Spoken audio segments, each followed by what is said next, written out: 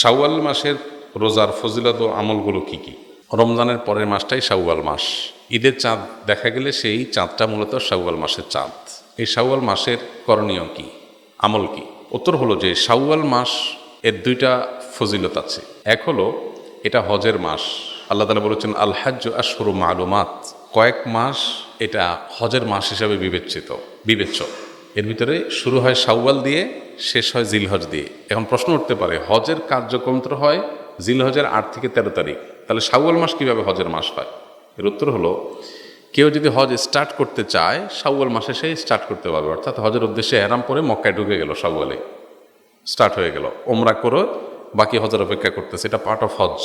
যখন কেউ তামাত্তু হজ বা কেরান হজের নিয়ত করবে, সে শাওয়াল থেকে শুরু করতে পারে। তো সে অর্থে এটাকে হজের মাস বলা হয়েছে। দ্বিতীয়ত, শাওয়াল মাসে 6টা রোজার ফজিলত আছে। আমরা জানি নবী সাল্লাল্লাহু আলাইহি ওয়াসাল্লাম বলেছেন মান সামা রমাদান সুম্মা আতবাআহু সিত্তাম মিনাশ শাওয়াল কানা কাসিয়ামি তাহার। কেউ রমজান রোজা রাখার পরে শাওয়ালের 6টা রোজা রাখলে সারা বছর রোজা রাখার সওয়াব পাওয়া যাবে। অনেকে এটাকে ব্যাখ্যা করেন এইভাবে যে আল্লাহ তাআলা যে কোনো আমলের 10 গুণ বাড়িয়ে দেন, কোনো ক্ষেত্রে 700 গুণ আরও বেশি পরিমাণ দেন অনেককে।